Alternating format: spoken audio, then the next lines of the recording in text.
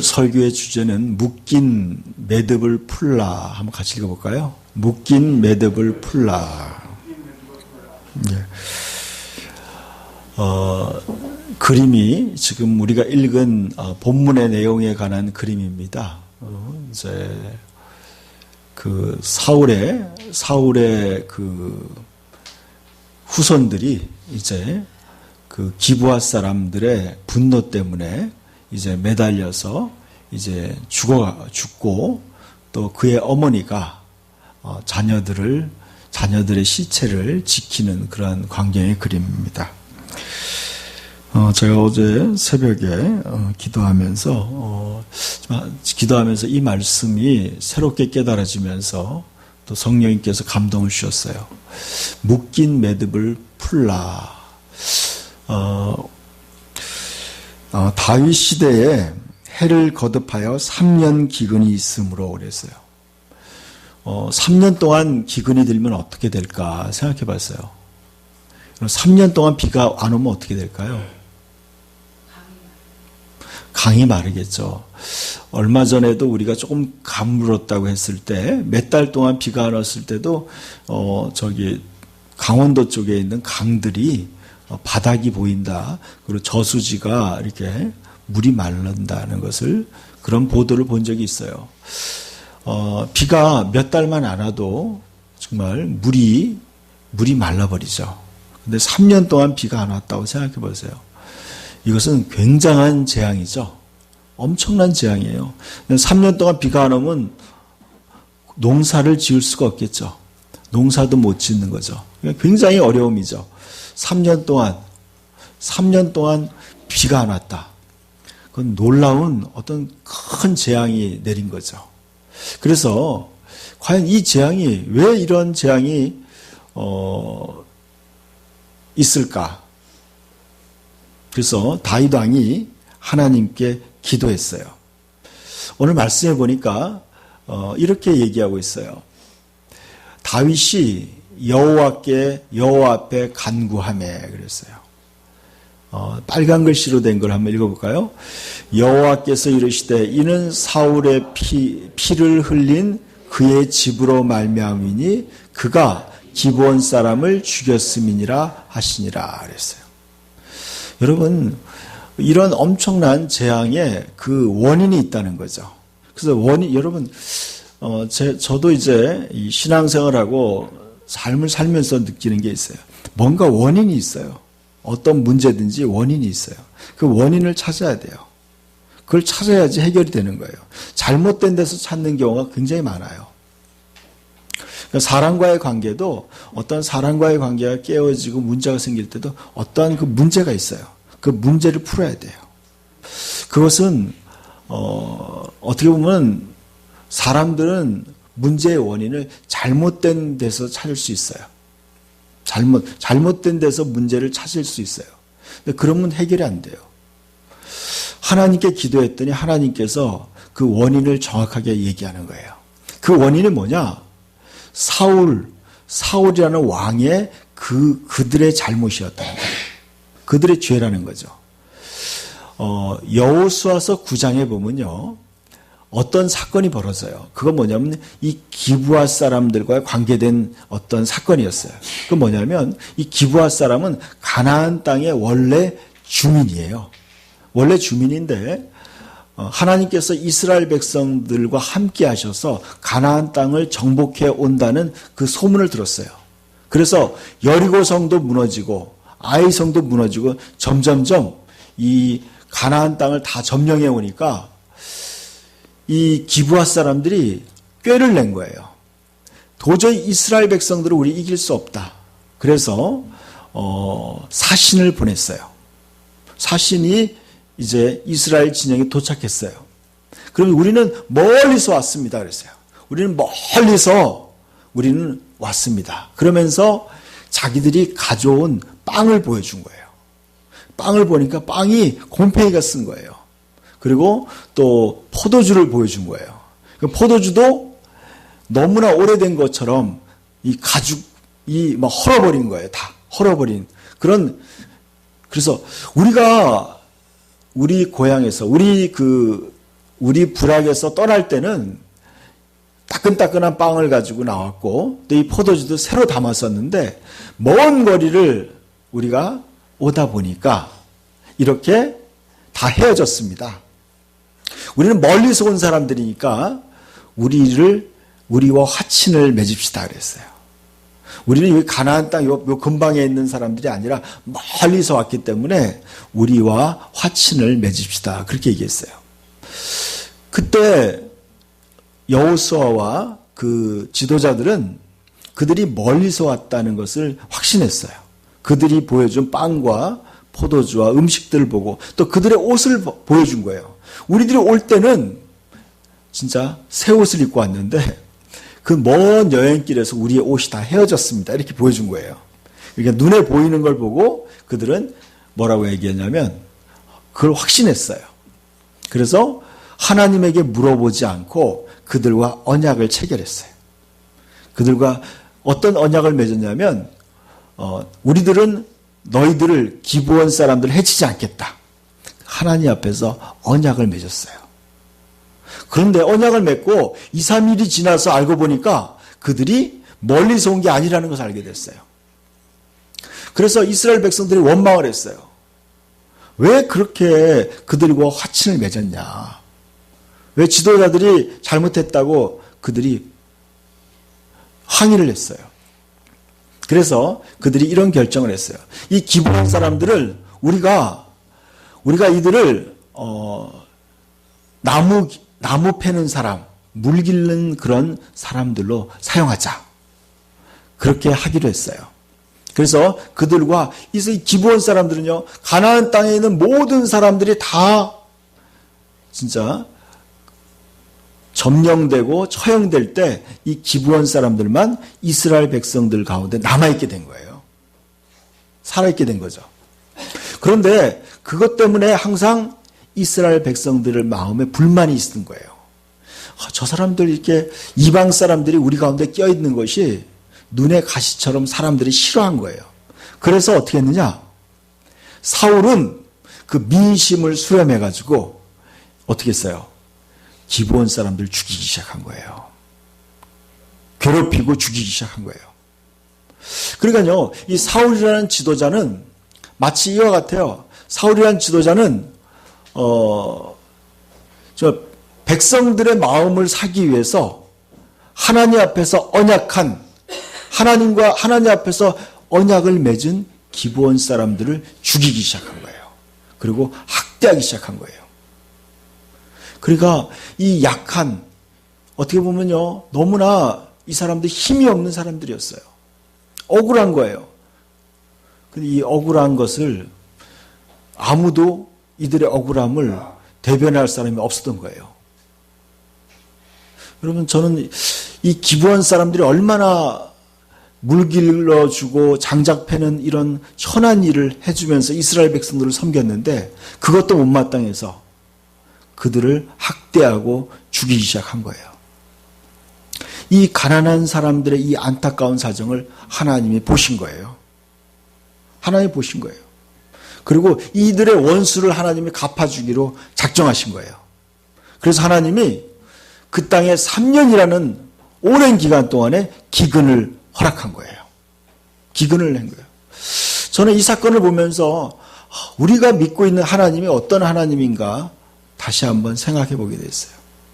하나님은 지금 억울한 사람들의 그 억울함에 하나님은 관심을 가지고 그들의 억울함과 원통함을 풀어주시는 좋으신 하나님이에요. 우리가 믿는 하나님은요, 너무나 공의로운 분이에요. 너무나 사랑과 인자하신 분이에요. 비록 하나님의 자녀들이지만요, 그들이 잘못했을 때 그들에 대한, 여러분 3년 동안 기근이 들었다는 것은요, 백성들 모두가 다 헐벗고 굶주렸다는 얘기예요. 다 헐벗고 굶주린 거예요. 이러한 하나님의 재앙이 그들에게 임했어요. 그래서 이제 이 사건에 대해서 하나님께서는 기브온 사람들의 원한을 풀어줘야 된다. 묶인 매듭을 너희가 풀어야만 된다는 거예요. 그래야지 이 기근이 끝날 것이다. 그렇게 얘기한 거예요. 그래서 다윗 왕이 기브온 사람, 기브온의 지도자들을 불렀어요. 장로들을 불렀어요. 그러면서 2절에 이렇게 얘기하고 있어요.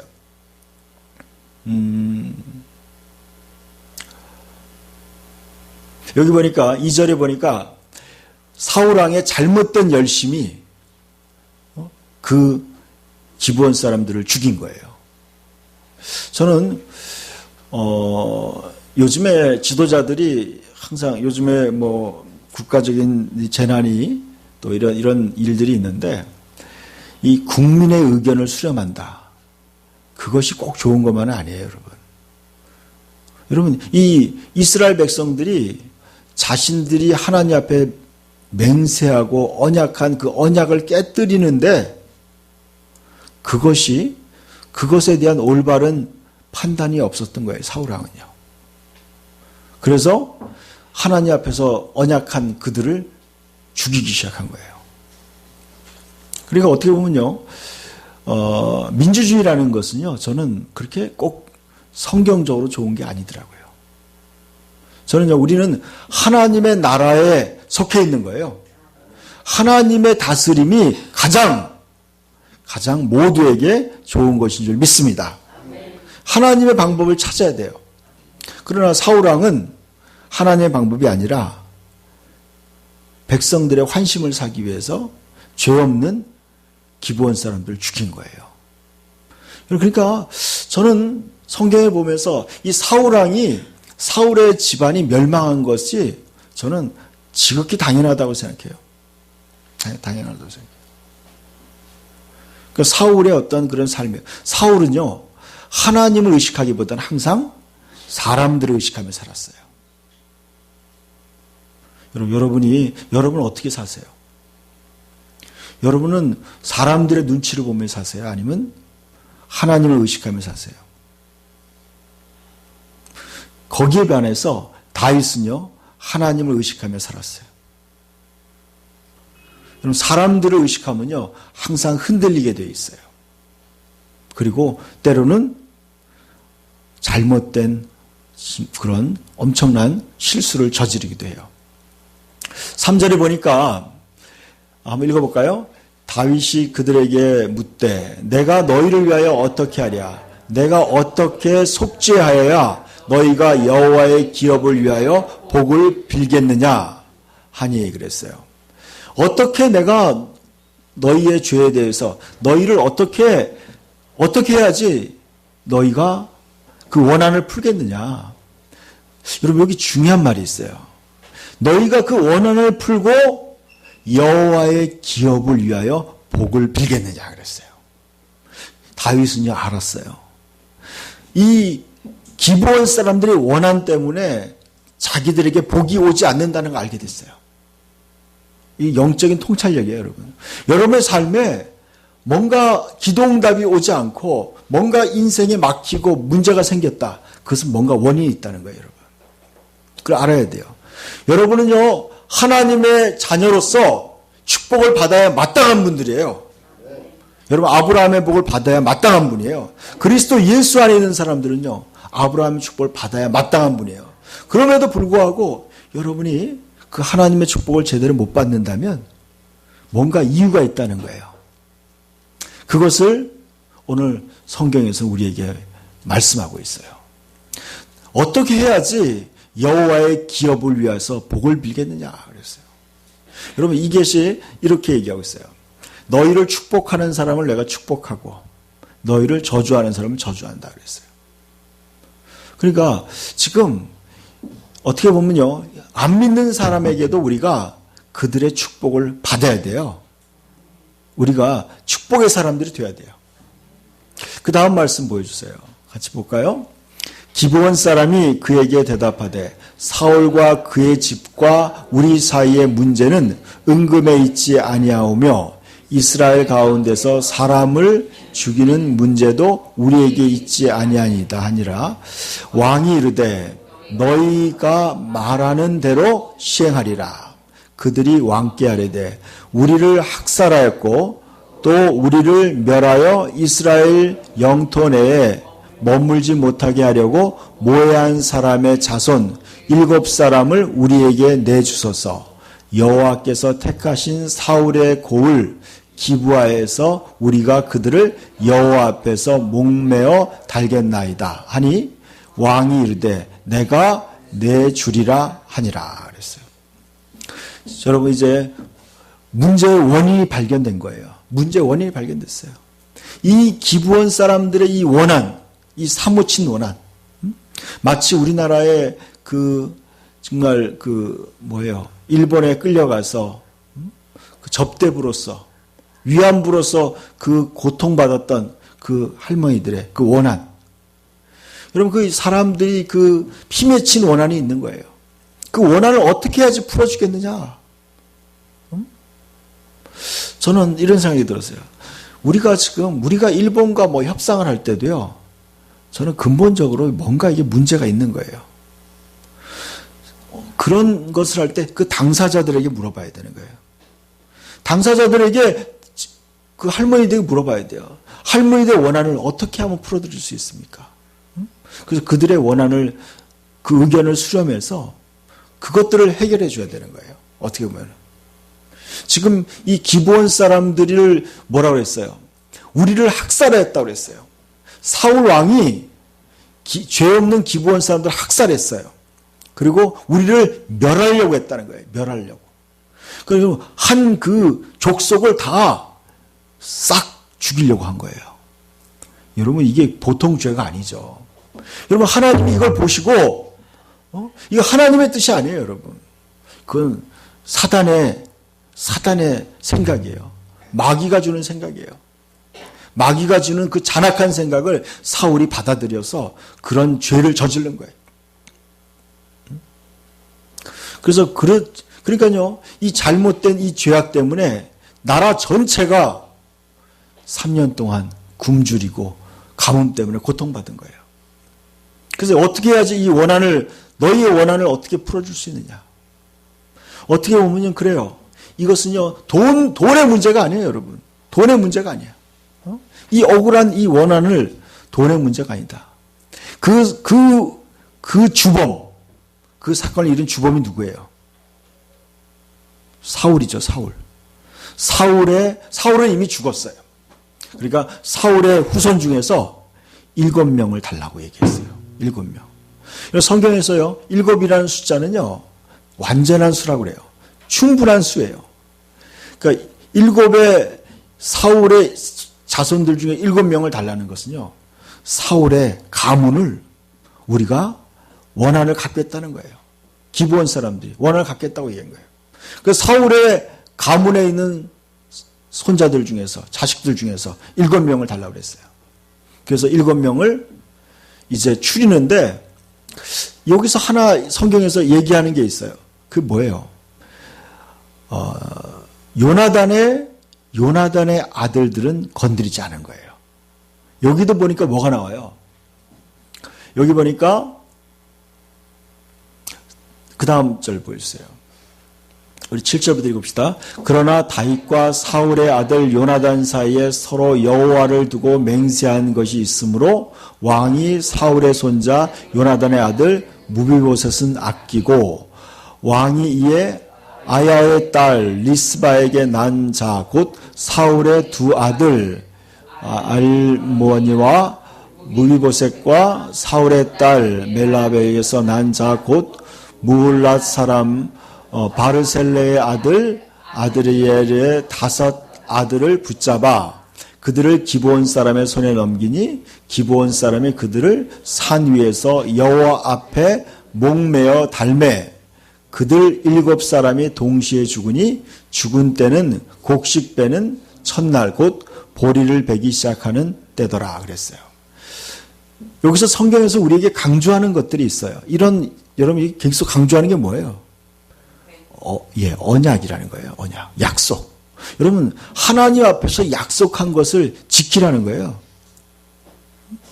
여러분이 하나님 앞에서 어떤 말을 할 때요, 말을 지켜야 된다는 거예요. 하나님의 백성들은요, 자기 말에 책임을 져야 돼요. 요즘에 우리 계속 나오는 거잖아요. 요즘에는요, 너무나 쉽게 약속하고 쉽게 약속을 어겨요. 지금 이러한 또 결국엔 약속을 어긴 거예요. 사울이 여호수아가 맺은 언약을 어긴 거예요.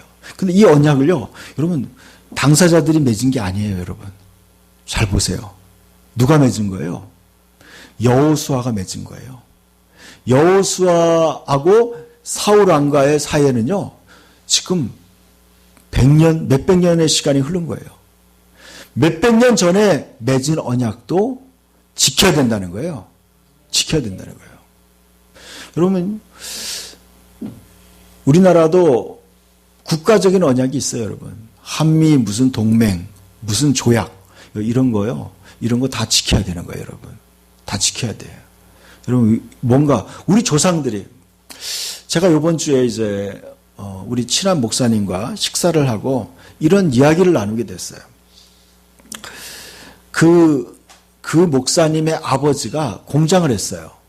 그런데 공장을 할 때 그 형님도 같은 그 아버지의 유업을 같이 공장을 했어요. 근데 사업을 하다가 아버지가 10몇 억의 빚을 졌어요. 그리고 회사를 문을 닫았어요.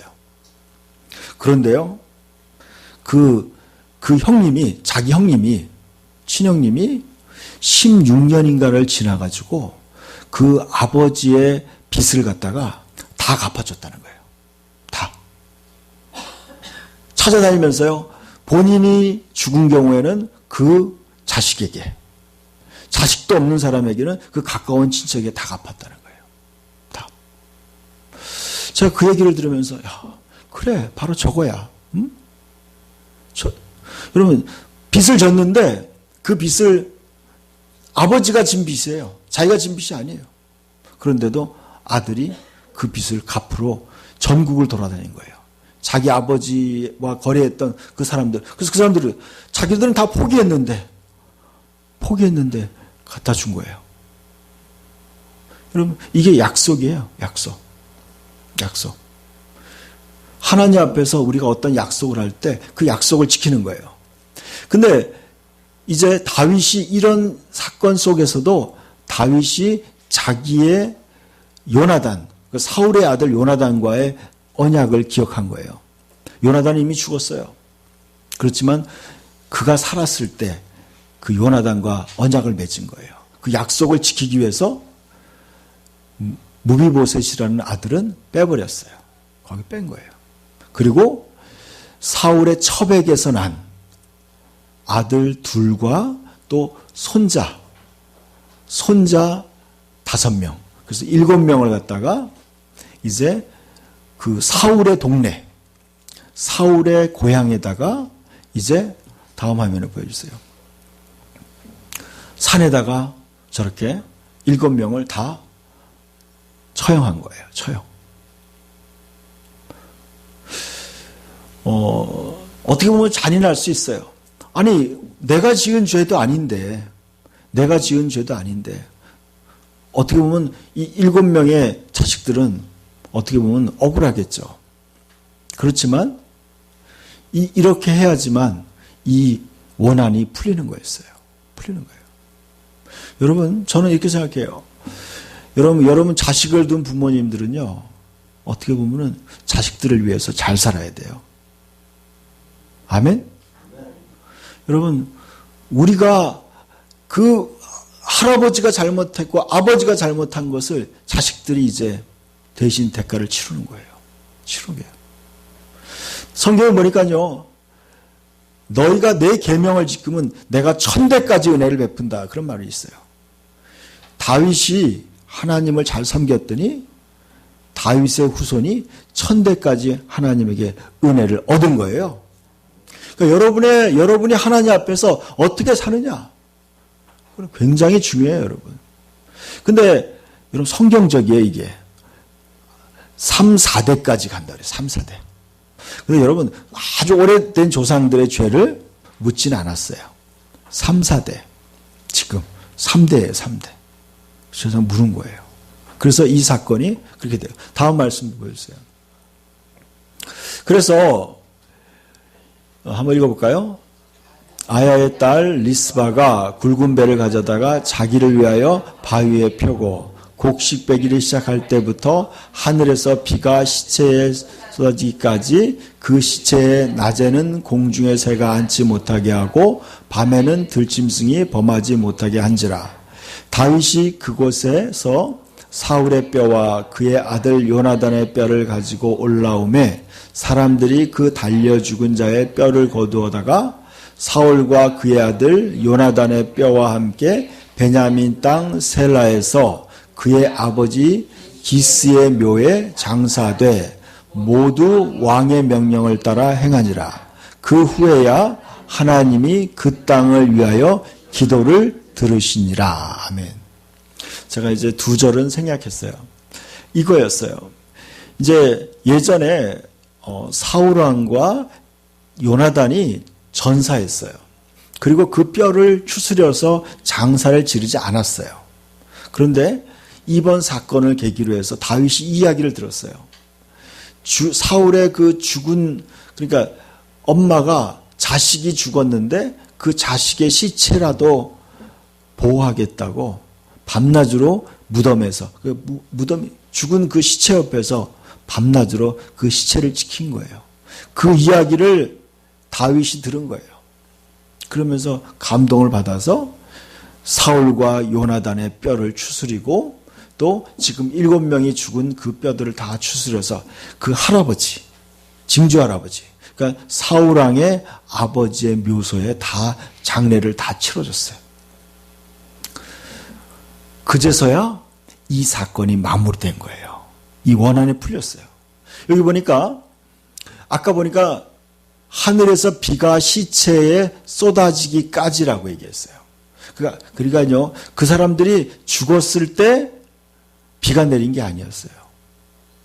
어떻게 해요? 모든 장사를 치렀어요. 그리고 모든 일이 끝났어요. 왕이 명령한 것이 다 끝났을 때 그 후에야 하나님이 그 땅을 위하여 기도를 들으시니라 그랬어요. 여러분, 저는 이 사건을 보면서 하나의 말씀이 생각났어요. 신약 성경에서. 마태복음 5장을 한번 봅시다.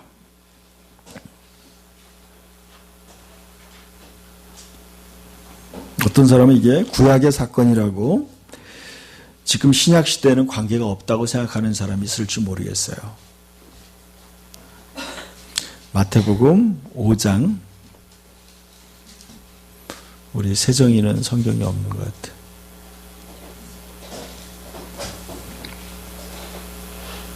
음, 21절부터 한번 읽읍시다. 26절까지 시작. 옛사람에게 말한 바 살인하지 말라. 누구든지 살인하면 심판을 받게 되리라 하였다는 것을 너희가 들었으나 나는 너희에게 이르노니 형제에 대하여 노하는 자마다 심판을 받게 되고 형제에 대하여 라가라 하는 자는 공회에 잡히게 되고 미련한 놈이라고 하는 자는 지옥불에 들어가게 되리라. 그러므로 예물을 제단에 드리려다가 거기서 내 형제에게 원망 들을 만한 일이 생각나거든 예물을 제단 앞에 두고 먼저 가서 형제와 화목하고 그 후에 와서 예물을 드리라. 너를 고발하는 자와 함께 길에 있을 때에 급히 사화하라. 그 고발하는 자가 너를 재판관에게 내어주고 재판관이 옥리에게 내어주어 옥에 가둘까 염려하라. 진실로 너에게 이르노니 내가 한 푼이라도 남김없이 다 갚기 전에는 결코 거기서 나오지 못하리라. 자, 여기에서 지금요, 여기에서 뭐가 나와요? 똑같은 이야기가 여기 나오더라고요. 맹세에 대한 얘기가 나와요. 맹세.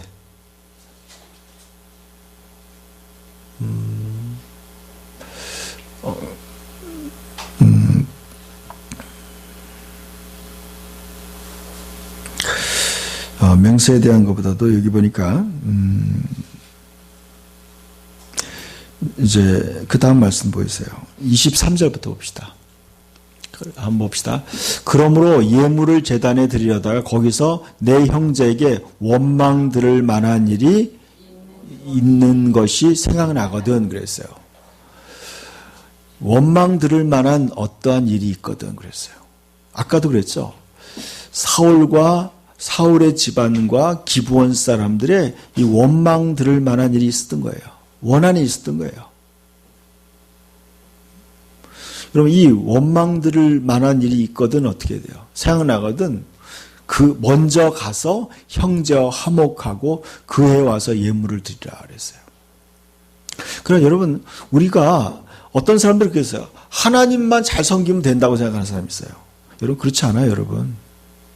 사람들도 잘 섬겨야 되고요. 사람들과 관계도 좋아야 돼요.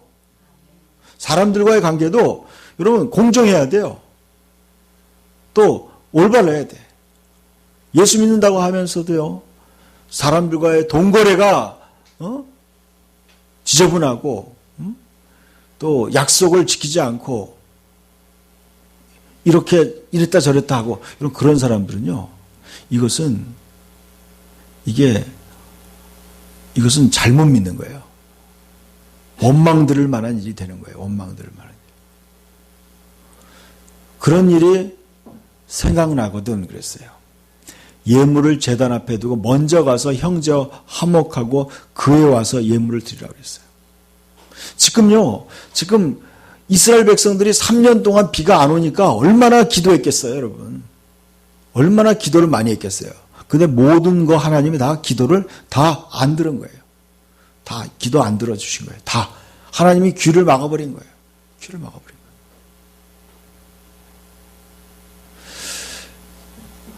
여러분, 여러분의 기도가 이루어지지 않는다. 여러분 한번 심각하게 한번 생각해 봐야 돼요. 내가 뭔가 잘못되고 있는가? 여러분 삶에. 저는 그래요. 이 나라가 왜 이럴까? 도대체 이 나라의 문제가 뭘까? 우리나라에 대한 문제가 뭘까? 저는 그렇게 생각해요. 대통령 한 사람의 문제가 아니에요. 제가 보기에는요. 여러분 노무현 대통령 때는 안 그랬어요? 이명박 대통령 때는 안 그랬어요? 다 그랬어요, 여러분. 다 그랬어요. 여러분은 안 그러세요? 저는 안 그렇고요. 저는 우리가 뭔가 지금 우리의 삶에 이 묶여 있는 게 있어요. 우리나라 전체에 그래요. 한국교회도 마찬가지라고 생각해요. 우리가 뭔가 지금 묶여 있어요. 뭔가 좀 잘못된 게 있어요. 저는 그것을 풀어야 된다고 생각해요. 하나님께 물어봐야 돼요. 하나님, 내 인생에 있어서 하나님 앞에서 또 사람들과 관계에서 뭐가 풀어야 되는 문제가 있다면 하나님, 뭔지 알려달라고 기도해야 돼요, 여러분. 여러분의 앞길이 뭔가 막혀 있거나 기도가 응답되지 않거나 뭔가 안 되고 있다. 여러분 뭔가 묶여 있을 수 있어요. 그 묶인 걸 풀어야 돼요. 그걸 푸셔야 돼요. 그럴 때 어떻게 돼요? 하나님의 은혜의 단비가 내리게 되는 거예요. 하나님의 온전한 은혜가 임하고 기도가 응답되는 거예요. 하나님 우리를 예배를 받으시는 거예요. 그래서 여러분 우리는 어떻게 보면 거룩한 백성이에요. 우리는 왕 같은 제사장이고 영광스러운 하나님의 자녀들이에요. 우리 예수 그리스도의 핏값으로 산 하나님의 자녀들이에요. 그렇기 때문에 우리는요, 모든 사람 앞에 우리는 등불을 켜가지고 등경 위에다 댄다고 그랬어요. 그래서 모든 사람이 너희의 행실을 보고 하나님 앞에 영광 돌리게 하라고 한 거예요. 여러분, 우리의 삶을 이제 다 세상사람이 보고 있어요. 여러분이 믿음으로 여러분 하나님의 자녀, 영광스러운 하나님의 자녀답게 살기 위해서 여러분 세상 사람들이 어떻게 살아야 되는지 사람들이 몰라요. 어떻게 사는 건지 잘 사는 건지 모르는 거예요. 그때 우리들이 보여줘야 돼요. 아, 저렇게 사는 것이 진정한 사람답게 사는 거구나. 저렇게 사는 것이 사람의 도리구나. 그런 것들을 우리에게 보여주라고 예수님께서 말씀했어요. 소금이 그 맛을 잃으면 무엇으로 짜게 하리요? 후에는 아무 쓸데없어서 사람들에게 밟힐 뿐이라 그랬어요. 우리가 어떻게 살아가는지가 바로 세상 사람들이 보는 기준이에요. 그렇기 때문에 여러분, 저는 이런 생각을 해요. 오늘날 교회가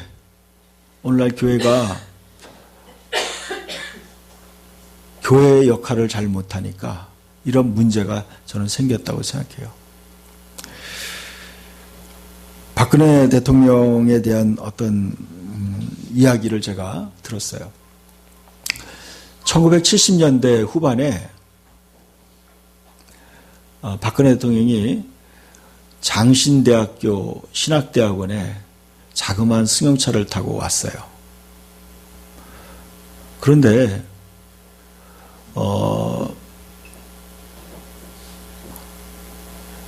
신학생들이 야유하고 쫓아냈어요. 독재자의 딸이라고. 그래서 그가 하나님을 믿고 진짜 올바른 하나님 안에서 위로를 받고 싶었지만 신학교에서 그를 쫓아낸 거예요. 그러다 보니까 이상한 무당 같은 사람 만나가지고 그렇게 된 거예요. 제가 그 얘기를 읽으니까 너무나 속이 상하는 거예요. 그 정도 여러분, 그 정도 아량도 없을까? 그 정도 아량도 없을까? 너무 창피한 거예요. 제 자신도 창피하고 그런 거예요. 이게 바로 우리들의 모습인 것 같아요. 여러분,